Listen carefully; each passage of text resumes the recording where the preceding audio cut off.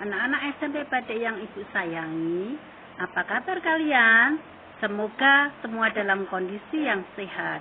Walaupun kita bertatap muka melalui jarak jauh, Ibu harapkan tidak mengurangi semangat kalian dalam belajar.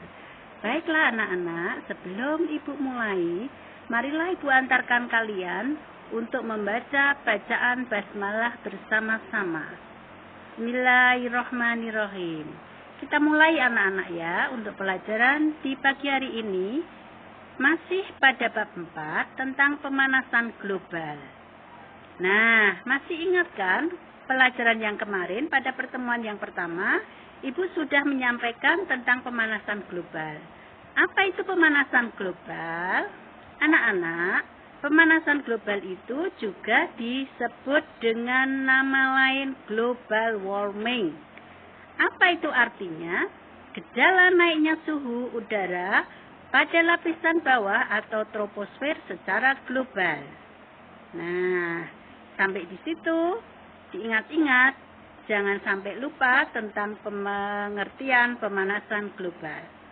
Baik, kita lanjutkan anak-anak bahwa lapisan penyelimut bumi ini terdiri dari lapisan udara atau atmosfer yang sangat luas, yang sangat besar. Di mana atmosfer tersebut terbagi menjadi dua anak-anak. Yang pertama adalah lapisan atas atau disebut pula dengan, ya betul, dinamakan dengan stratosfer.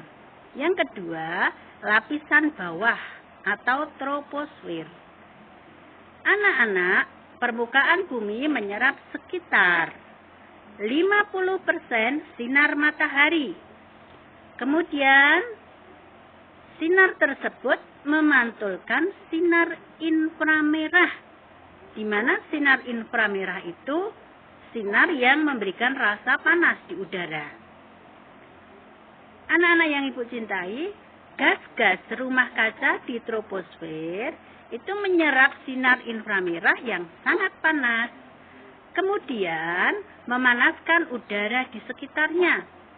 Sehingga kita tidak heran mengapa pada pemanasan global itu suhunya sangat terasa panas, suhunya meningkat sangat panas. Nah, kita sampai pada faktor-faktor penyebab global warming anak-anak. Nah, ada 3. Apa saja itu? 1. Emisi gas-gas rumah kaca. Contoh di sekitar kita adalah limbah industri, limbah rumah tangga, limbah pertanian, dan limbah perubahan tata guna lahan. Maksudnya bagaimana itu limbah perubahan tata guna lahan? Misalnya begini anak-anak. Misalnya yang awalnya lahan untuk persawahan, untuk pertanian, sekarang diubah menjadi lahan untuk tempat tinggal atau perumahan. Itu bisa menimbulkan emisi gas-gas rumah kaca yang menyebabkan global warming anak-anak. Lalu yang kedua, gas karbon dioksida. Apa saja contohnya di sekitar kita? Ya, betul. Contohnya adalah nafas pada manusia, pada hewan. Lalu apa lagi? Asap kebakaran pada hutan. Kemudian asap industri. Lalu asap kendaraan bermotor anak-anak ya. Gas karbon dioksida ini dapat bertahan di lapisan troposfer selama kurang lebih 50 tahun. Lalu yang ketiga anak-anak, gas CFC. Di mana gas CFC ini berasal dari AC dan kulkas di rumah tangga kita atau di sekitar rumah kita. Gas CFC ini dapat menimbulkan lubang ozon dan dia bisa bertahan di stratosfer kurang lebih mencapai umur 65 sampai dengan 110 tahun anak-anak. Nah, pastinya anak-anak bisa menyebutkan dari keterangan di awal tadi apa yang menjadi dampak negatif global warming. Nah, benar. Jawabannya yang pertama, 1, bisa meningkatkan atau naiknya permukaan laut. Yang kedua, permukaan iklim seluruh dunia ini bisa berubah dengan adanya global warming. Nah, Ibu jelaskan ya anak-anak ya. Untuk naiknya permukaan laut, ini disebabkan oleh apa? Disebabkan karena mencairnya es di kutub atau di puncak gunung tinggi.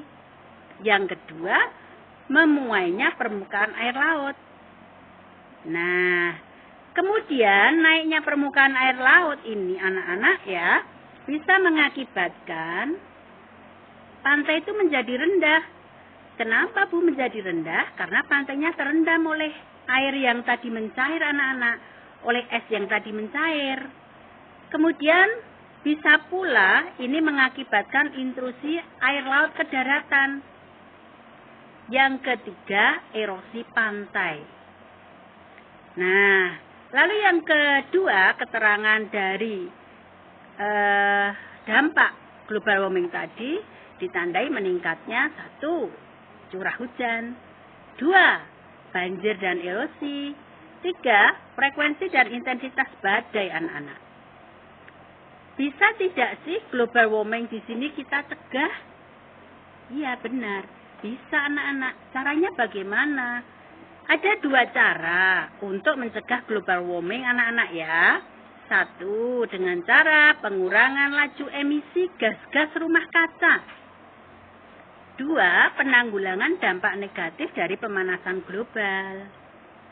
Karena pemanasan global disebabkan oleh gas karbon dioksida dan CFC, maka harus ada pengurangan dalam penggunaan gas-gas tersebut anak-anak.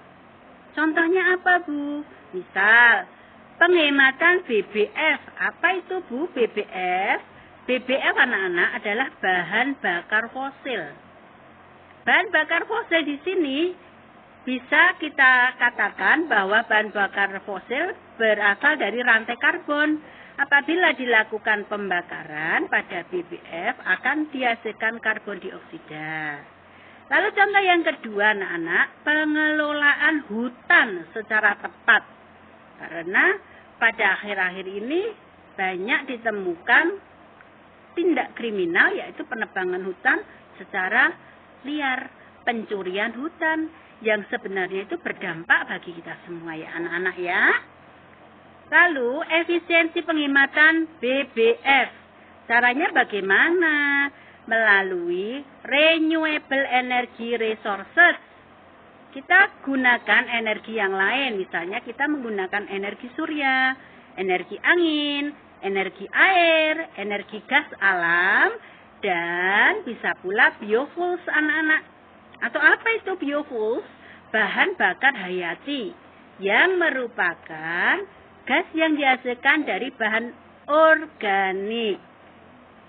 Contohnya apa biofuels? Contohnya di kehidupan kita usahakan untuk meminimalkan pemakaian kendaraan pribadi di jalan raya anak-anak untuk mengurangi pencemaran karbon dioksida di udara.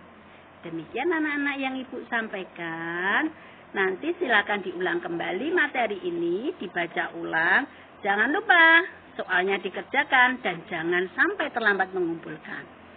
Salam sehat untuk kalian. Assalamualaikum warahmatullahi wabarakatuh. Terima kasih anak-anak.